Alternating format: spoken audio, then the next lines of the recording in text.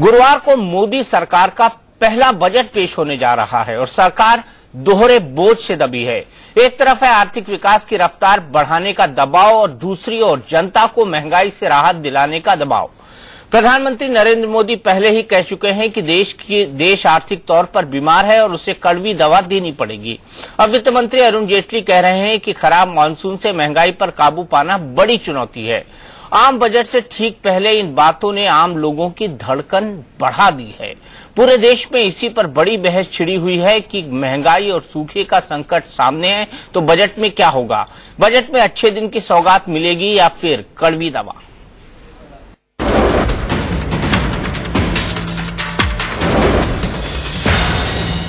Economic survey 2013-14 देश के लोगों के लिए अच्छे दिन कैसे आएंगे, इसकी झांकी मोदी सरकार के पहले बजट से एक दिन पहले संसद में पेश हुई।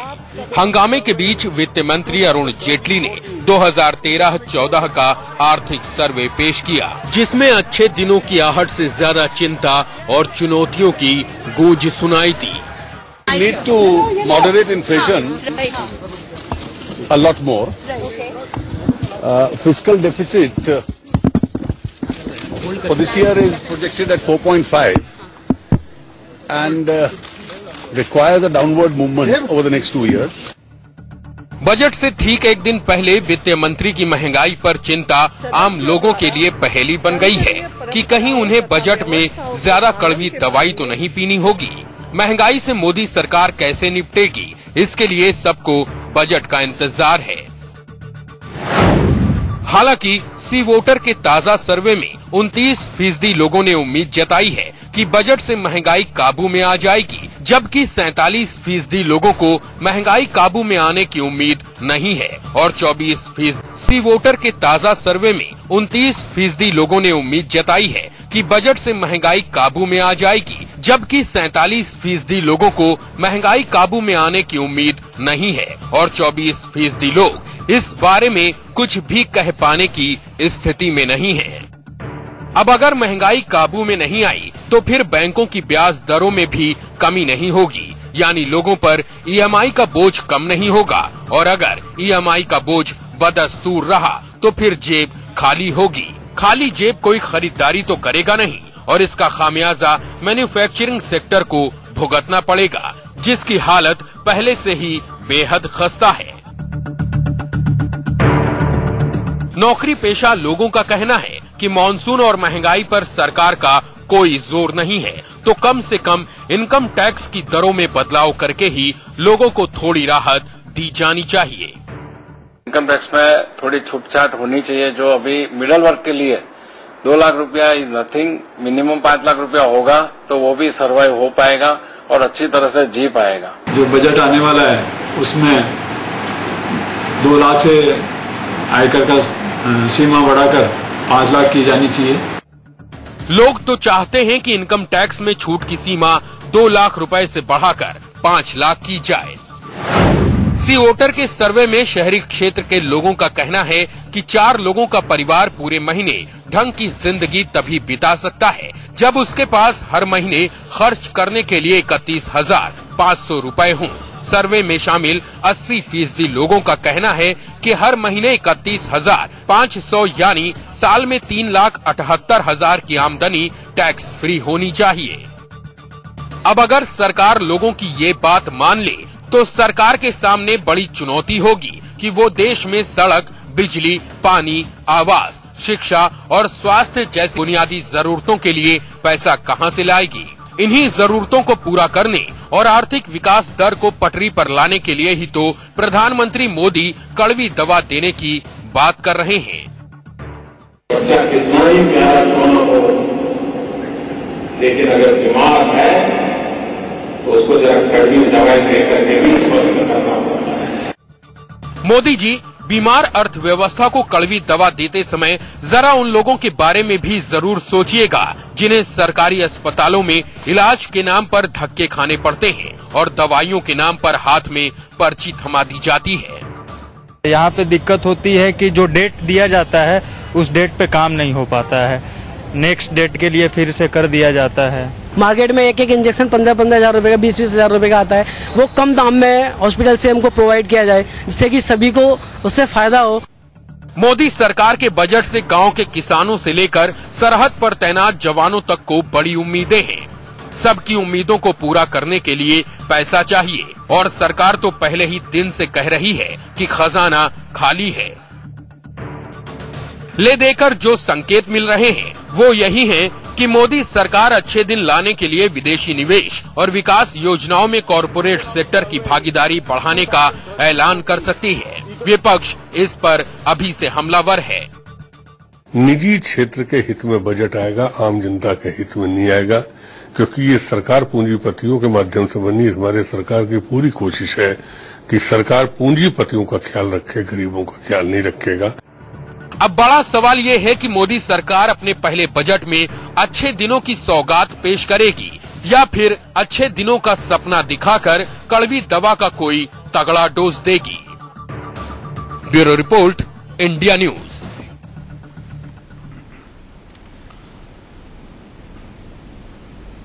बहुत हुई महंगाई की मार, अब की बार मोदी सरकार, ये नारा चला था चुनाव के वक्त, जोर शोर से चला था। लेकिन अब क्या होगा? पहला बजट आने वाला है, क्या महंगाई से राहत मिलेगी? क्या महंगाई के बारे में लोग बोल चुकेंगे कि अब ये पुरानी चीज हो गई है, पुराना राग हो गया है? इसी पर बात करने के लिए, इसी पर बड़ी बहस करने के लिए कि हम क्या कड़वी दवा पिएंगे या मीठी दवा पिएंगे या अच्छी दवा पिएंगे, इस पर बात करने के लिए हमारे साथ कई सारे खास मेहमान हैं। हमारे साथ कांग्रेस के राष्ट्रीय प्रवक्ता सलमान सोज साहब हैं, हमारे साथ बीजेपी की राष्ट्रीय प्रवक्ता शाइना एनसी जी हैं, हमारे साथ मार्केट गुरु दिलीप चेरियन जुड़ेंगे, हमारे साथ chairman indirect tax committee PHD chamber of commerce JK Mittal साहब जुड़ेंगे, हमारे साथ प्रोफेसर डॉक्टर गौरव वल्लभ यहाँ पर मौजूद हैं, एक्स डायरेक्टर ICAI के और इकोनॉमिस्ट हैं, हमारे साथ अमन अग्रवाल डायरेक्टर केवी डेवलपर स्टूडियो में हमारे साथ मौजूद हैं। लेकिन साहब सलमान सोज साहब, 10 साल में आपने अर्थव्यवस्था की हालत ऐसी कर दी कि अब प्रिडिक्ट हो रहा है कि सिर्फ 5.4 की ग्रोथ रेट होगी इस फिस्कल ईयर में, ऐसा क्यों?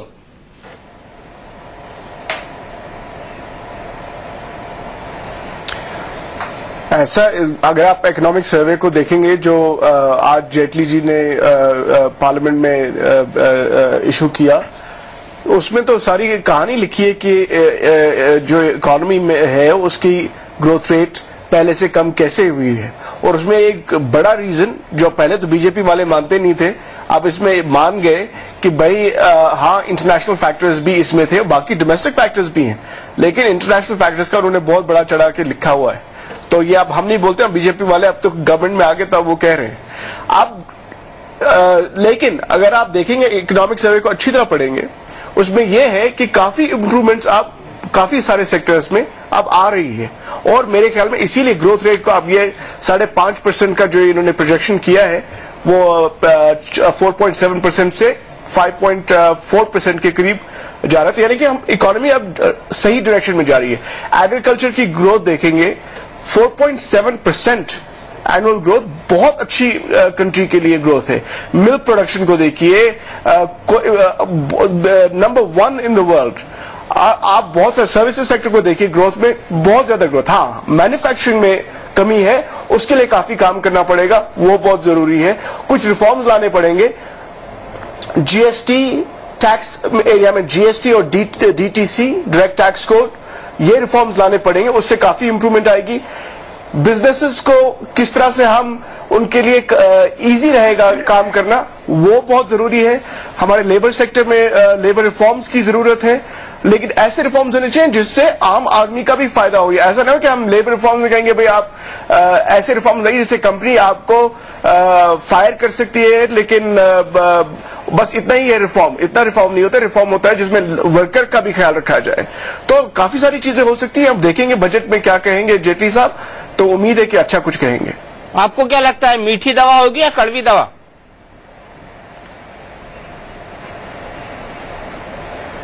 नहीं, ये देखिए, जो इन्होंने कहा कि ये बिटर मेडिसिन, ये तो ये बहुत पुराने ख्यालात की बात है कि भाई ये मीठी दवा। आजकल क्या कोई ये कड़वी दवा, आजकल मीठी दवा से इंसान ठीक नहीं होते हैं क्या? ये तो पता नहीं कौन कौन सी पुरानी बात है, बिटर पिल और ऑस्टेरिटी वगैरह। नहीं, इनको थोड़ा इमेजिनेटिव होना पड़ेगा और फिर मैं देखना चाहता हूं कि किस तरह से ये कौन से प्रपोजल्स लाएंगे सामने। और ऐसी बात ना हो कि वो अगर कड़वी दवा पीनी है तो ऐसा ना हो कि जो हिंदुस्तान के गरीब लोग हैं उनको ज्यादा कड़वी दवा पिला दी और बाकी लोगों को जो बड़े बड़े बिजनेस वाले हैं तो उनके लिए दवा ना हो।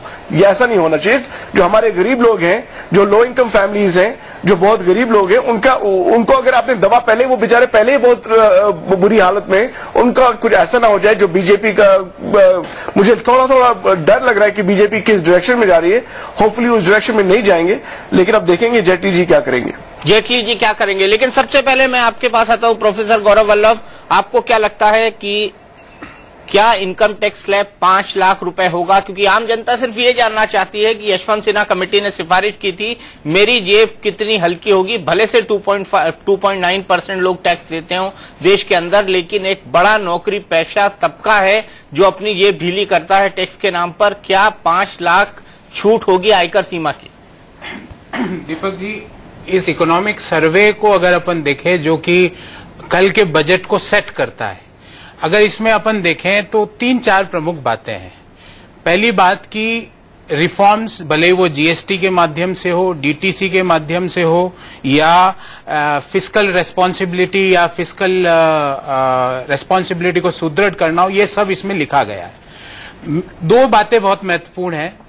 हम आज फिस्कल डेफिसिट से हमारा आर्थिक तंत्र जूझ रहा है और हमारा फिस्कल डेफिसिट आज 4.5% हो गया है और इंटरिम बजट में ये 4.1% का इसको टारगेट किया गया था। तो कल एक चीज, ये कड़वी या मीठी या 5 लाख वाले से पहले कल ये देखना होगा कि हम किस फिस्कल डेफिसिट के आंकड़े से स्टार्ट करते हैं, पहली चीज। दूसरी चीज, fiscal deficit with inflation with growth target of 5.4 से 5.9% ऑफ जीडीपी, ये तीनों चीजों में सामंजस्य नहीं बैठ रहा है। अब इसको सामंजस्य करने के लिए हमने एक चीज और लिख दी कि हमें सब्सिडी रिफॉर्म्स भी करने हैं, जो कि बहुत जरूरी है, देश को इसकी आवश्यकता है। फाइनेंस मिनिस्टर का ये वक्तव्य मैं बहुत पॉजिटिव लेता हूं। अब सब्सिडी रिफॉर्म्स में आज हम सब्सिडी का हम सब स्टूडियो में बैठ के कई बार हमने डिस्कशन किया कि भाई 1 रुपया भेजते हैं तो वो लास्ट लेवल तक कम पहुंचता है, कोई 15 पैसे 20 पैसे के आसपास पहुंचता है। तो उसके लिए जो पिछले 10 वर्ष में जो यूपीए की सरकार थी, उसने सबसे इंपॉर्टेंट आधार कार्ड जो लाए, नरेंद्र मोदी जी ने भी आधार कार्ड को एक्सेप्ट किया। तो अगर हम आधार कार्ड को लेके और सब्सिडी को बिल को कम कर रहे हैं, मेरा ये कहने का मतलब है कि डायरेक्ट इनकम सब्सिडी दें तो हम सब्सिडी बिल को कम कर सकते हैं।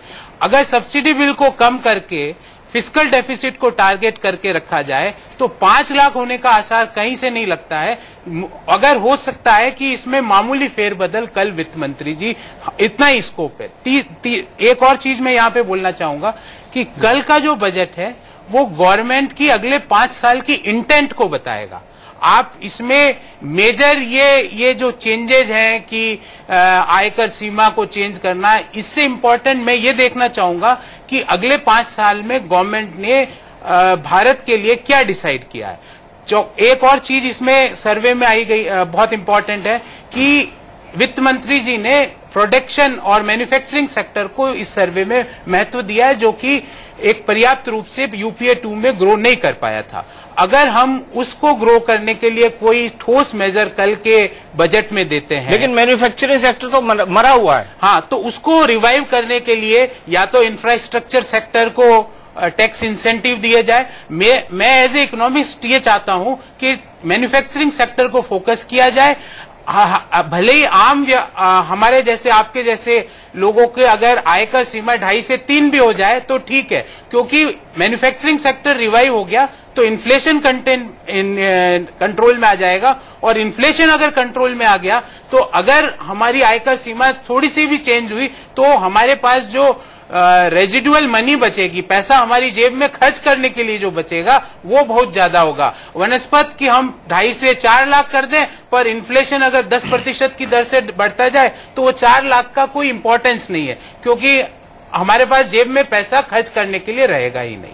जेब में पैसा नहीं रहेगा। लेकिन अमन अग्रवाल जी, आप रियल एस्टेट सेक्टर से आते हैं, रियल एस्टेट सेक्टर में होम लोन पर बड़ी भारी है, ईएमआई कम हो नहीं रही है, और ईएमआई कम हो नहीं रही है तो होम लोन लोग ले नहीं रहे हैं, होम लोन नहीं ले रहे हैं तो घर नहीं खरीद रहे हैं। तो ऐसे हालत में रियल एस्टेट सेक्टर को इस बजट से क्या उम्मीद है?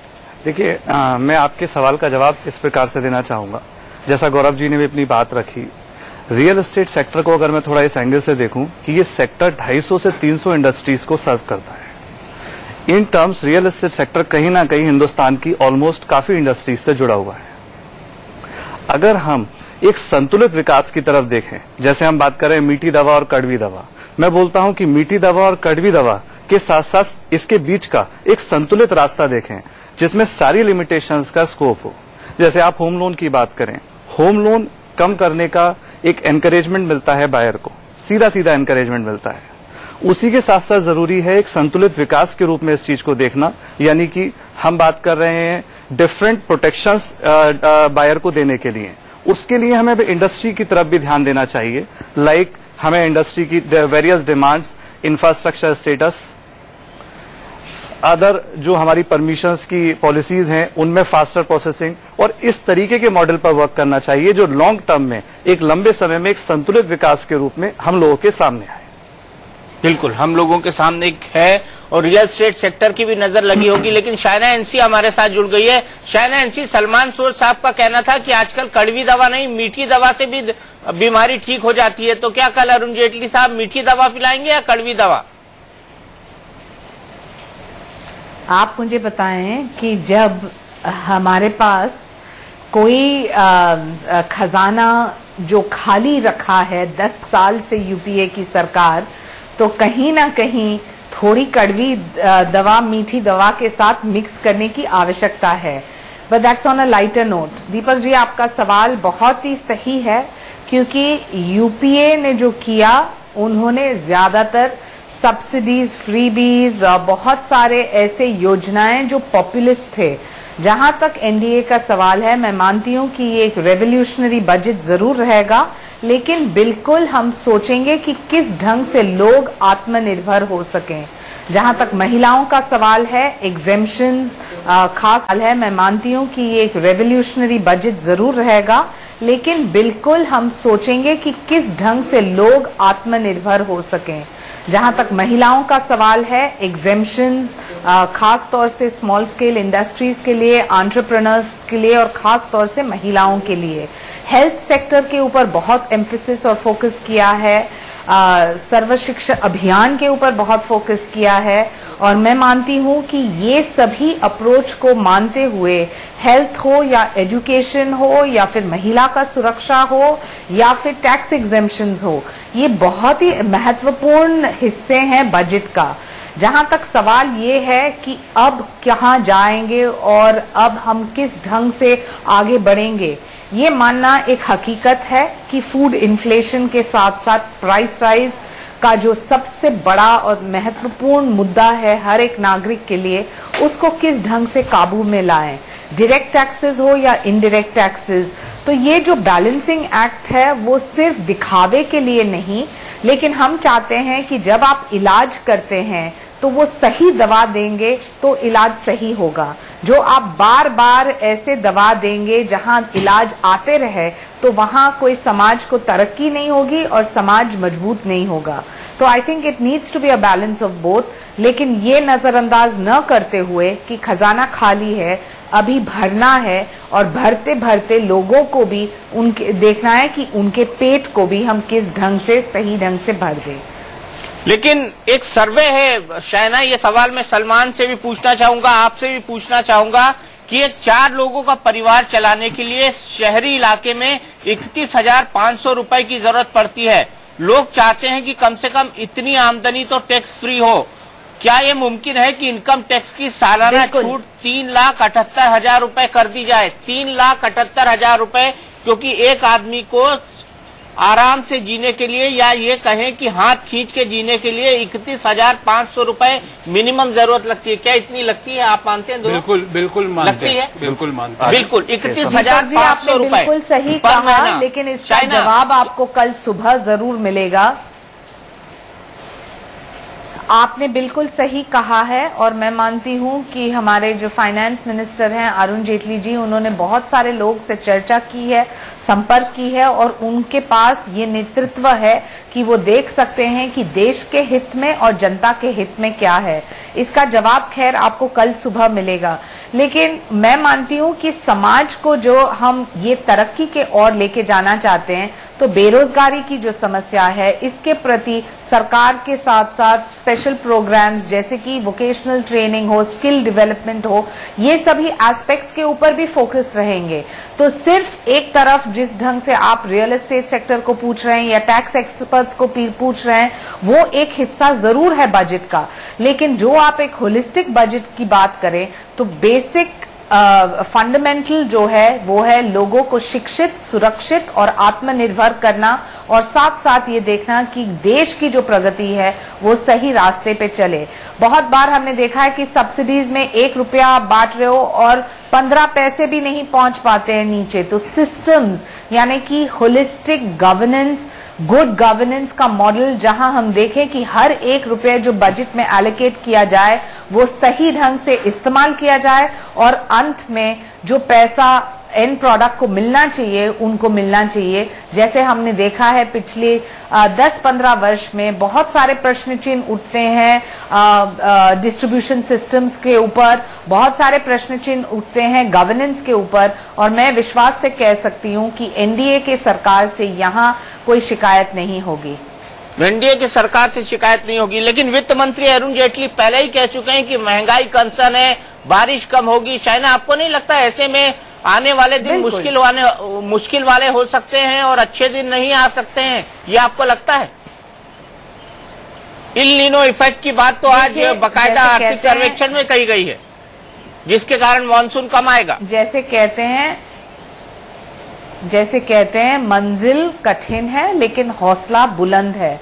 मैं मानती हूं कि जब हमारे पास राजनीतिक इच्छा शक्ति है, अच्छे एक्सपर्टीज यानी कि जो इंटेलिजेंस है ये कंट्री में, ब्यूरोक्रेट्स हो, टेक्नोक्रेट्स हो, एक्सपर्ट्स हो, इकोनॉमिस्ट हो, सभी को साथ लेके ये टीम एफर्ट जो अरुण जेटली जी ने की है और खास तौर से उनका जो खुद का नेतृत्व है और समझने की जो क्षमता है वो कल सुबह आपको देखने मिलेगा। और मैं यकीन से कह सकती हूं कि ये एक ऐतिहासिक बजट होगा और कल शाम को दीपक जी जब आप चर्चा कर रहे हैं आपको समझ में आएगा कि इतने सारे इश्यूज हैं जो आउट ऑफ द बॉक्स, जिनके बारे में हमने पहले सोचा नहीं और जिनके ऊपर हमने कभी ख्याल नहीं दिया है और वो लोगों के सामने पेश किया है उन्होंने। आउट ऑफ द बॉक्स कुछ आएगा, लेकिन आपको लगता है कि इल नीनो का जो इफेक्ट है, महंगाई का जो चक्र है वो कम हो पाएगा अगर सूखा पड़ जाता है तो? सलमान सोच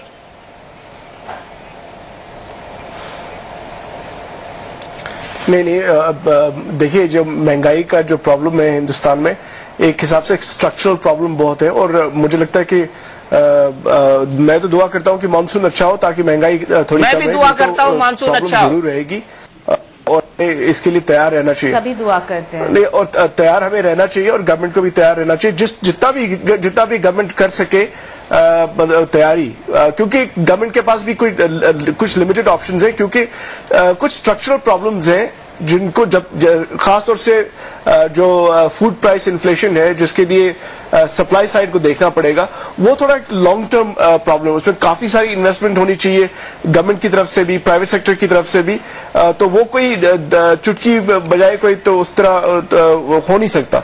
तो मेरे ख्याल में ये गवर्नमेंट भी इतनी जल्दी नहीं कर पाएगी, लेकिन अगर मानसून खराब रहा तो उससे प्रॉब्लम बहुत कॉम्प्लेक्स हो जाएगा।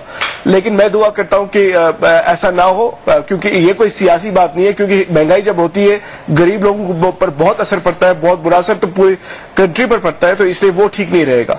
लेकिन मैं शाइना जी से ये कहना चाहता हूं कि इन्होंने कुछ ऐसी बात कही जिसे घर पे जो बैठे लोग हैं वो कहेंगे कि भाई हाँ इनकी बात में कोई दम है। तो इन्होंने कहा खजाना खाली है, तो मैं शाइना जी से ये पूछना चाहूंगा कि जो घर पे बैठे लोग हैं उनको ये बताएं कि जो 2004 में जब इनकी गवर्नमेंट नहीं थी वो इलेक्शन हारे, तो जब यूपीए ने हुकूमत संभाली उस वक्त खजाने में कितने पैसे थे और अब इस वक्त खजाने में कितने पैसे, ये लोगों को बताएं ताकि लोगों को पता चले कि जो इन्होंने बात कही कि खजाना खत्म है, खाली है, तो उसका डेटा होना चाहिए। तो शाइना जी हमको बताएं कि वो क्या डेटा है, मैं सुनना चाहता हूं। शाइना, शायद सलमान जी ने ये सवाल किया है तो आप उनको पूछ लीजिए।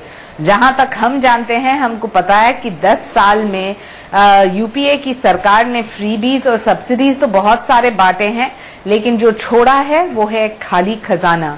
और यहाँ मुद्दा नहीं है खजाने का या खजाना नहीं, हम सोच रहे हैं कि लोगों को आत्मनिर्भर कैसे करें, लोगों को आगे कैसे तरक्की के और पे ले जाएं, और जो आप चाहते हैं कि आप समझाएं कि आप मुझे बताएं, आपकी सरकार थी, हमने कहा है कि हम स्क्रैच से चालू कर रहे हैं, यानी कि जीरो से हम आगे बढ़ना चाहते हैं। और जब हम आगे बढ़ना चाहते हैं तो बहुत सारे ऐसे दिक्कत हैं, एक तरफ फूड इन्फ्लेशन है, एक तरफ प्राइस राइज है, दूसरे तरफ मौसम का जो मानसून का जो मुद्दा है। लेकिन इसके बावजूद जो हमने बहुत सारे योजनाएं तैयार की है, इंटरलिंकिंग ऑफ रिवर्स हो, उसके प्रति जो एलोकेशन है, डेवलपमेंट इंफ्रास्ट्रक्चर प्रोजेक्ट्स के लिए, एफडीआई का जो इन्वेस्टमेंट है इंफ्रास्ट्रक्चर प्रोजेक्ट्स के लिए, पीपीपी मॉडल्स, पीएसयूज को किस ढंग से हमारा सरप्लस इस्तेमाल करें। लेकिन इसके साथ साथ हम सिर्फ ग्रोथ पैटर्न के बारे में नहीं सोच रहे हैं, हम होलिस्टिकली सोच रहे हैं महिलाओं के लिए, विकलांग के लिए, सीनियर सिटीजन्स के लिए, एक्स आर्मी ऑफिशियल्स के लिए, जो हम सोच रहे हैं कि जो हम एक स्वच्छ वातावरण चाहते हैं, एनवायरमेंट के फोकस के ऊपर इतना फोकस कर रहे हैं, सोलर पैनल्स के ऊपर। तो आप जो आगे बढ़ना चाहते हैं तो आगे ये सोचना है कि हम कैसे इम्प्लीमेंट करें हमारा विजन प्लान, और जो हम इम्प्लीमेंट न कर पाए तो अगले साल आप जरूर टोकिए हमें। लेकिन फिलहाल उम्मीद की किरण है। 2014 में देश ने तय किया कि वो नेतृत्व के साथ साथ स्थिरता चाहते हैं, और ये वो बजट में आपको देखने मिलेगा। सलमान,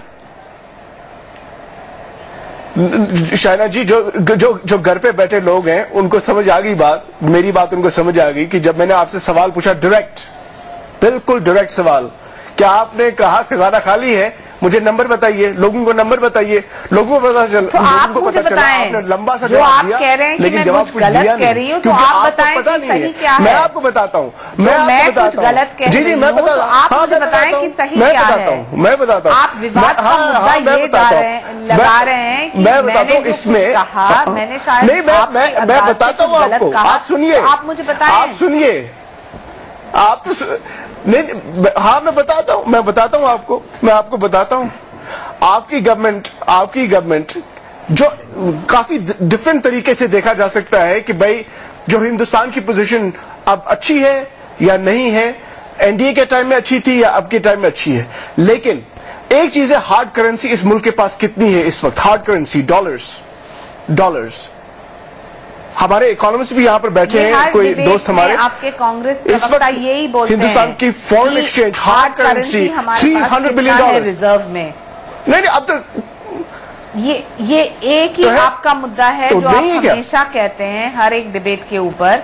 आप मुझे बताएं कि जो आपके पास एक विजन प्लान था, तो आपके पास 15 साल थे वो इम्प्लीमेंट करने, जीडीपी क्यों इतना गिर चुका है? बताता हूँ आपको शाइना जी, मैं और बताता हूँ, आप सुनिए ना, आप सुनिए, मैं बताता हूँ आपको, मैं आपको बताता हूँ। हिंदुस्तान में नहीं, देखिए ना, या तो आप नंबर्स की बात, मैं तो नंबर्स की भी बात करता हूँ। मैं दीपक जी को पता है, मैं डेटा का बहुत ख्याल रखता हूँ ताकि लोगों को पूरा पता चल जाए कि कोई ऐसी वैसी बात ना हो।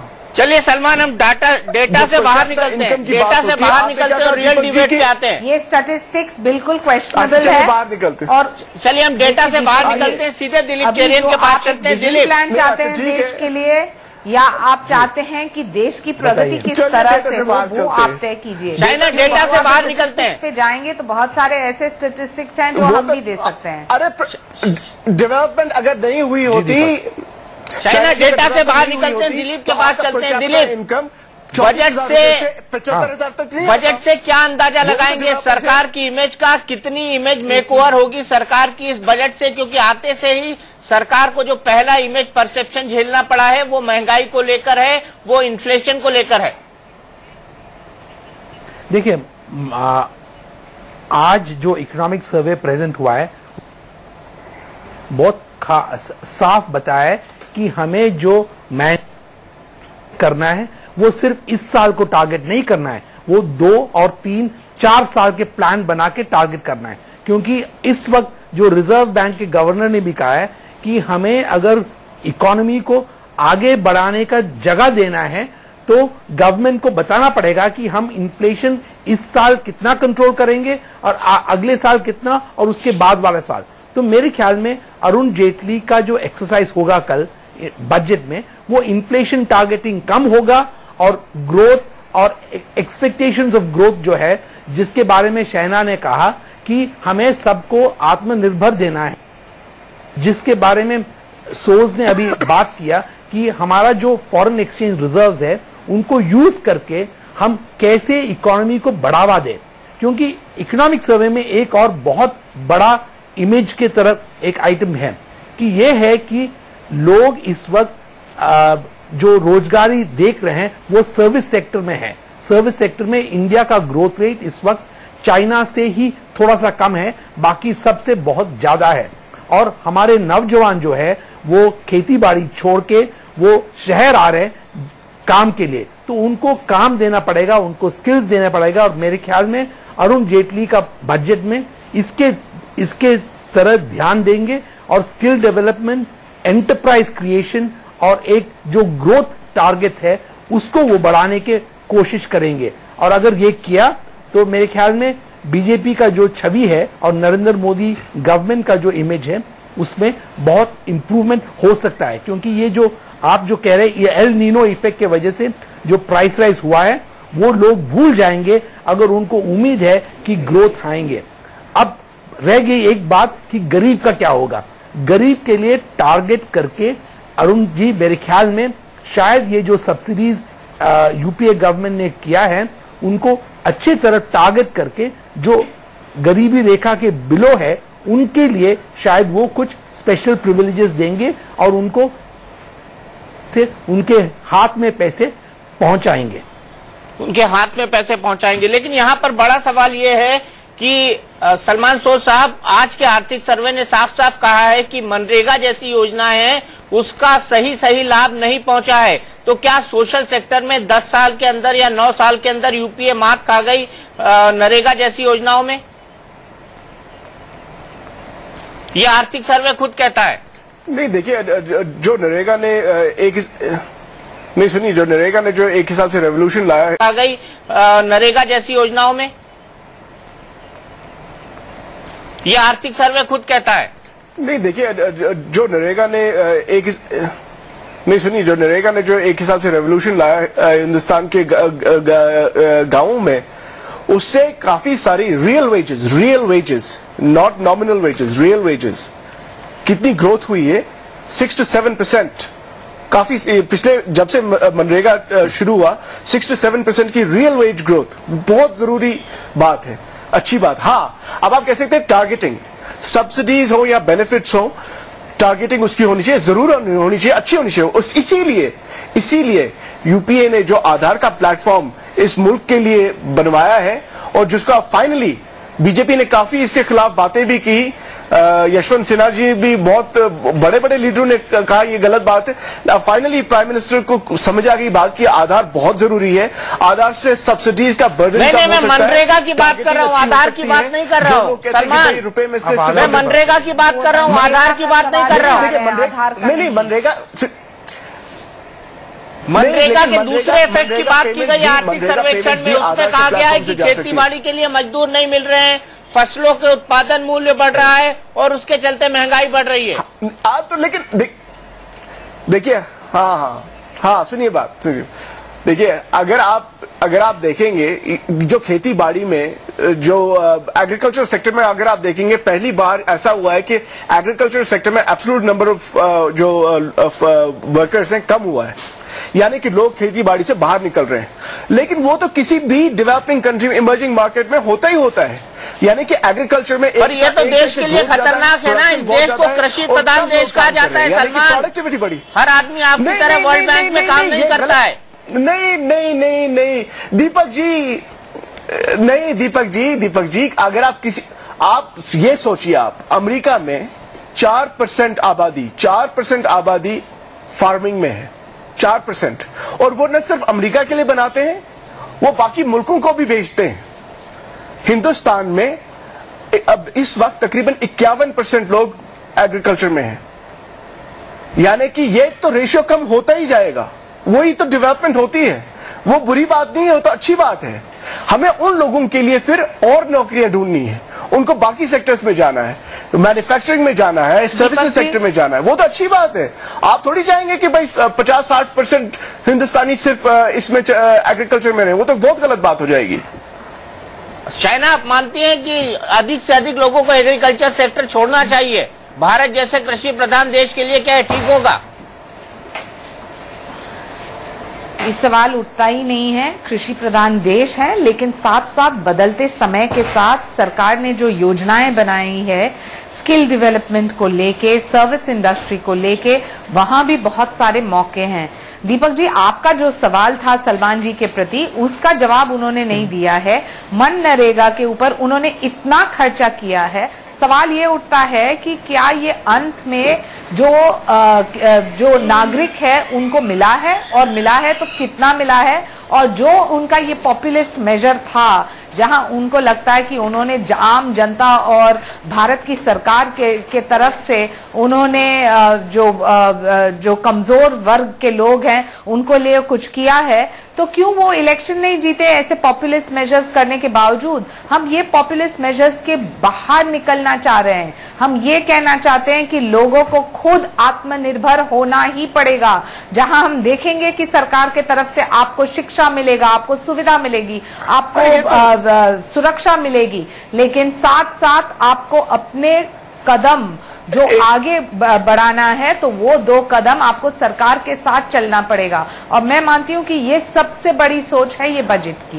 यही सबसे बड़ी सोच है, यही सबसे बड़ी सोच है। और सोच क्या हो सकती है? सीधे चलते हैं जे.के. मित्तल साहब के पास। आपके पास आऊं डॉक्टर गौरव वल्लभ, उससे पहले मित्तल साहब से ये जानना चाहूंगा कि सर 4-4.5 साल से जीएसटी और डीटीसी दोनों के अंदर खींचतान चल रही है। सवाल यह है कि क्या नरेंद्र मोदी कोई जादू की छड़ी घुमाकर इसे लागू कर सकते हैं, या ये इसी तरह से इस पर खींचतान चलती रहेगी?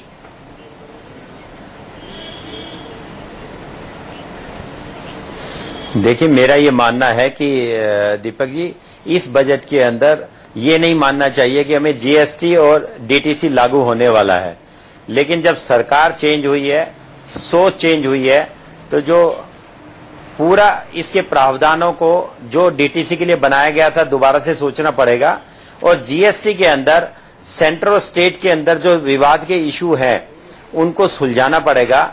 और उसके बाद इस बजट के अंदर सरकार को ये दिशा देनी पड़ेगी कि जीएसटी कब तक वो इम्प्लीमेंट करने वाले हैं, और क्या क्या ऐसे पॉइंट हैं जिस पे डिस्प्यूट्स हैं जिसका निवारण हो सकता है जल्दी से जल्दी।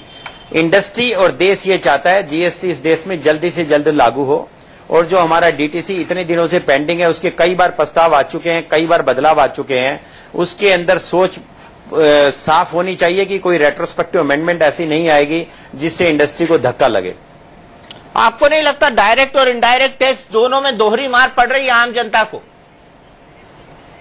खासकर सैलरी क्लास को? उसको राहत देने के बारे में आप क्या सोचते हैं? नहीं, देखिए, आप भी मुस्कुरा रहे हैं। देखिए, मेरा मानना कि टैक्स जब भी लगता है वो हर एक को चुभता है, चाहे वो सैलरी क्लास हो, चाहे वो बिजनेसमैन हो, चाहे वो प्रोफेशनल्स हो।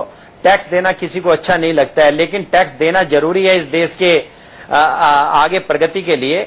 मेरा ये मानना है, और मैं आपकी बात का समर्थन करता हूं, सैलरी क्लास को पहले बहुत बड़ा हिस्सा स्टैंडर्ड डिडक्शन के रूप में और दूसरी छूटों के बारे में मिलता था, वो सरकार ने काफी साल पहले वापस ले लिया। तो ये एक समय की डिमांड है कि बहुत सारा या तो छूट बढ़ाए सरकार, जो 2 लाख से बढ़ा के 4 या 5 लाख करे इनकम टैक्स की छूट, या सैलरी क्लास के लिए जो पहले डिडक्शंस होती थी उस तरह की कोई ऐसी चीजें इस बजट के अंदर लानी चाहिए, ताकि आम जनता को एक मैसेज आए कि ये सरकार बजट में आम जनता के लिए भी कुछ सोच रही है। टैक्स की रियायत एक बहुत ही समय की डिमांड है सैलरी क्लास के लिए। टैक्स की रियायत समय की डिमांड है, लेकिन डॉक्टर गौरव वल्लभ, मैं आपसे ये समझना चाहता हूं कि आर्थिक सर्वे में हमारा ये कहता है कि हमारा वित्तीय घाटा 4.5% का रहा। हमारे पास विदेशी पूंजी भंडार है 304 खरब डॉलर का, ये मैं पढ़ रहा हूं आर्थिक सर्वे के मुताबिक, ये फैक्ट मेरे सामने है। फिर भी आर्थिक बदहाली का आरोप क्यों? क्या सिर्फ ये कड़वी दवा देने का बहाना भर है? ये जानना चाहता हूं। देखिए, आपका सवाल का जवाब देने से पहले एक तथ्य और रखना चाहूंगा कि सलमान भाई, शाइना जी और आपकी दुआ शायद ऊपर वाले ने सुन ली। अल नीनो का प्रभाव जो अभी लेटेस्ट डाटा आया है, जो कि इकोनॉमिक सर्वे प्रेजेंट होने के बाद मेट्रोलॉजिकल डिपार्टमेंट ने रिलीज किया है, कम होगा, दुष्प्रभाव देश में कम। बहुत बढ़िया, बहुत अच्छी बात दी, आपके मुंह में घी चला। हाँ, दूसरी बात, हम बहुत देर से सब्सिडी पे बहस कर रहे थे। मैं अपना एक इनपुट दूंगा, फिर मैं आपका सवाल का जवाब दूंगा। अब हमारे देश में हम 3 चीजों पे सब्सिडी देते हैं, पेट्रोलियम एंड ऑयल, एम्प्लॉयमेंट जो कि नरेगा स्कीम की हम बात कर रहे हैं, और एक तीसरा जो नया सब्सिडी हमने 2-3 साल से लगाया वो है फूड सब्सिडी। अब यूपीए 2 ने भी काफी रिपोर्ट्स ली, काफी पैनल बैठाए, और ये बात हम सबको पता है कि सब्सिडी का फायदा अंतिम व्यक्ति तक नहीं पहुंच रहा है। तो अब इसका उपाय क्या? तो उपाय ये है कि अब हमें प्राइस सब्सिडी की जगह इनकम सपोर्ट करना है। अब इनकम सपोर्ट हमने यूपीए 2 ने भी अंतिम वर्ष में सोचा था, डायरेक्ट कैश ट्रांसफर्स आधार के थ्रू, हो नहीं पाया। उसके कई कारण हैं, पर मेरे हिसाब से प्रमुख कारण है कि जो नेशनल एडवाइजरी काउंसिल जो बनी थी उसने उस प्रस्ताव को आगे नहीं बढ़ाया। उसके उनके राजनीतिक कारण हो सकते हैं, पर अब सबसे बड़ी बात है कि इस आर्थिक सर्वे में और इससे पूर्व हमने जो एक प्रिंसिपल ले लिया है कि सब्सिडी को हम प्राइस सब्सिडी नहीं देंगे, इनकम सपोर्ट देंगे। ये बहुत ही सकारात्मक पहलू है इस आर्थिक सर्वे का और पिछले 3-4 दिनों का। तीसरी चीज, हम जीएसटी डीटीसी के बारे में बहुत अभी डिस्कशन हो रहा है, क्योंकि हर आर्थिक सर्वे में बहुत अच्छी अच्छी बातें कही जाती है और इस आर्थिक सर्वे में भी अच्छी अच्छी बातें कह दी। जीएसटी लागू करने का है प्रस्ताव, जीएसटी के फायदे बताए गए, डीटीसी के फायदे बताए गए। तो जीएसटी को लागू करने के लिए आज हमारे पास स्ट्रक्चर नहीं है दीपक जी, आप ये समझिए, क्योंकि जीएसटी को लागू करने का प्रस्ताव अच्छा है, ये तो पिछले 4-5 वर्षों से हम देख रहे हैं, पर जो स्टेट को कॉन्फिडेंस लेने की बात है उसमें इतने ज्यादा कॉन्फ्लिक्ट है कि वो एक बहुत मुश्किल कार्य है। कैसे करते हैं, हो जाए तो एज ए अर्थशास्त्री मुझे बहुत खुशी होगी। ये बजट एकमात्र ऐसा बजट होगा एनडीए सरकार के लिए जो विन विन सिचुएशन हो सकती है। मैं उसका कारण देता हूं आपको। सारे पैरामीटर्स नेगेटिव है, भले ही वो ग्रोथ की बात हो, क्योंकि 5% से कम की ग्रोथ देश में हो रही है। फिस्कल डेफिसिट की बात हो, हमने एक एफआरबीएम एक्ट बना दिया, उस एक्ट की कौन परवाह करता है? मुझे नहीं पता दीपक जी कौन परवाह करता है। हम हर बार कह देते हैं कि भाई इन्फ्लेशन को कर्टेल करने के लिए गवर्नमेंट को एक्सपेंडिचर करना पड़ा और गवर्नमेंट एक्सपेंडिचर जरूरी है ग्रोथ के लिए। तो ये एक ऐसा चक्र हमने बुना है कि ए की गलती बी को बता देते हैं, बी की गलती सी को बता देते हैं और सी की गलती वापस ए के पास आ जाती है। तो इससे बाहर निकलने का अगर कोई ठोस उपाय, जो कि मुझे लगता है इस आर्थिक सर्वे को पढ़ने के बाद लगता है कि वित्त मंत्री के दिमाग में इससे बाहर निकलने का कोई ठोस उपाय है, अगर वो कल पेश हो जाता है तो एक्साइज ड्यूटी भी हम दे देंगे, महंगाई अगर चल रही है तो वो भी दे देंगे, पर हम इस इन्फ्लेशन जो सीपीआई जिसको अपन कहते हैं कंज्यूमर प्राइस इंडेक्स, उससे बहुत परेशान है। एक और बहुत सकारात्मक चीज मैं इस सर्वे की बताता हूं आपको। पहली बार पिछले कई वर्षों में रिजर्व बैंक और फाइनेंस मिनिस्ट्री साथ में आई है। मैं आपको एक एग्जांपल देता हूं। रिजर्व बैंक भी कह रही है कि हम मुद्रास्फीति को कम करने के लिए सीपीआई को टारगेट करेंगे, ग्रुप सर्वे ने भी ये बात बोली। ये बहुत सकारात्मक चीजें हैं। अब इसके अनुसार अगर कल का बजट होता है तो निश्चित रूप से हम स्लैब में परिवर्तन नहीं हो, as a salaried class employ मैं कहता हूं चलेगा, पर ये 10% की जो फूड इन्फ्लेशन है इससे हमें बाहर निकालो, इससे आम आदमी को बाहर निकालो। और मैं ये चाहता हूं कि जो 31,500 का डाटा दिखाया गया, अगले बजट में जो कि 6 महीने बाद आ रहा है, जब हम फिर सर्वे करें तो 31,500 25,000 पे आ जाए तो हमें स्लैब में कोई परिवर्तन करने की जरूरत ही नहीं है। बिल्कुल 31,500 यानी महंगाई की बात कर रहे हैं, फूड इन्फ्लेशन यानी महंगाई की बात कर रहे हैं गौरव वल्लभ जी। लेकिन अमन अग्रवाल जी, एक बड़ी बात प्रधानमंत्री जी ने ये भी कही है कि हम हर आदमी को घर देंगे अगले 10 साल के भीतर। कैसे होगा पूरा ये सपना? देखिए, ये जो एक विजन है, ऐसा नहीं है ये विजन एक फिक्शियस विजन है, बिकॉज इसमें अगर हम पब्लिक प्राइवेट पार्टनरशिप को प्रमोट करें, इसमें हम उन लोगों को जोड़ें जो इस चीज में एक मोटिवेशन के रूप में कार्य कर सकते हैं,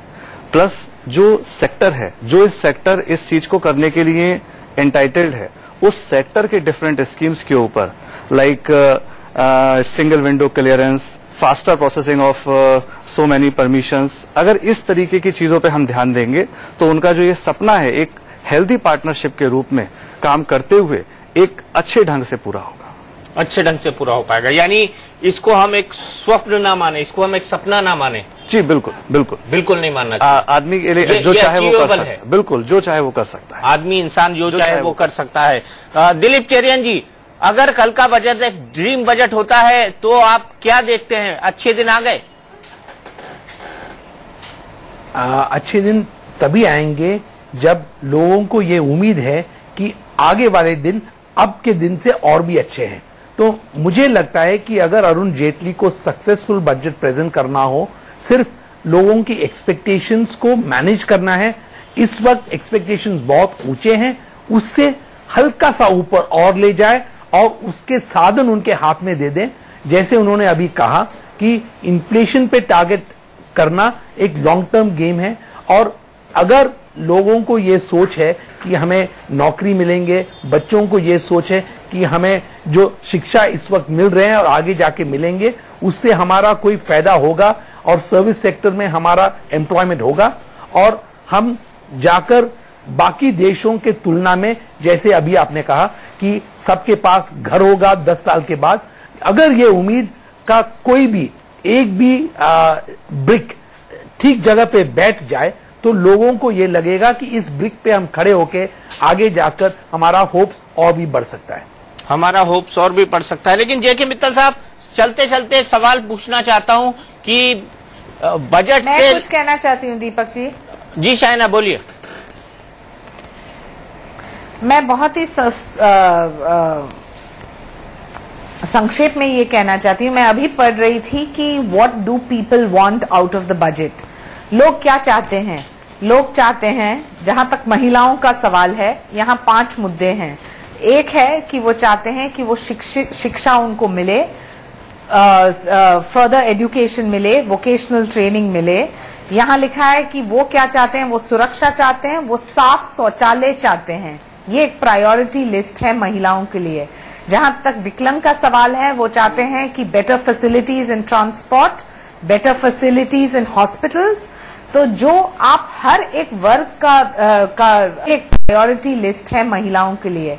जहां तक विकलांग का सवाल है, वो चाहते हैं कि better facilities in transport, better facilities in hospitals. तो जो आप हर एक वर्ग का वर्णन करें, तो जहां सीनियर सिटीजन्स हैं उनके मुद्दे अलग हैं, महिलाओं के मुद्दे अलग हैं, व्यवसाय से जो लोग जुटे हैं, मार्केट से जो लोग जुटे हैं, वो अलग हैं। लेकिन ये सबसे अहम है कि हम लोगों को आत्मनिर्भर कैसे करें, और जो स्किल डेवलपमेंट के ऊपर फोकस है इस सरकार की, उसके साथ साथ ये भी देखना है कि सर्विस इंडस्ट्री में ज्यादा से ज्यादा लोग कैसे अपनी क्षमता दिखाएं। और साथ साथ ये उम्मीद है कि ये विजन प्लान जो है सिर्फ एक लिखित रूप पे हर साल हम लोगों के सामने पढ़े नहीं, लेकिन उसको इम्प्लीमेंट करें। तो सबकी जो आवश्यकता है बिल्कुल अलग है, लेकिन जहां राजनीतिक इच्छा शक्ति है वहां आप इतिहास देखेंगे। और यहां मैं मानती हूं कि कल एक ऐतिहासिक बजट आप अरुण जेटली जी के यहां से देखेंगे जरूर। कहीं ऐसा तो नहीं कि सब्सिडी का बोझ कम करके आप महंगाई बढ़ाएंगे? जैसे कि मैंने कहा, थोड़ा कड़वा थोड़ा मीठा, लेकिन अंत में वही दवा चलती है जो जुकाम को खत्म करें। जुकाम बार बार आए तो उससे कोई फायदा नहीं। तो मैं लिख लूं कड़वा और मीठा? बिल्कुल। थोड़ा है, थोड़े की जरूरत है। जी हाँ, सलमान, आप कुछ कहना चाह रहे हैं? की जरूरत के साथ साथ विश्वास।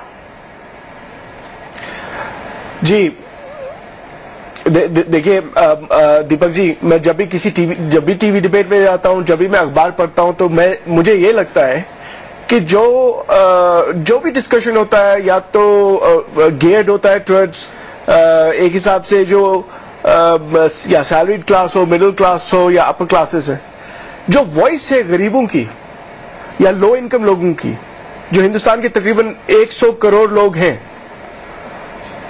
उनकी आवाज ऊपर नहीं आती है। उनके लिए इस बजट में सबसे अच्छा काम यह हो सकता है अगर हेल्थ और एजुकेशन में इन्वेस्टमेंट को बढ़ाया जाए।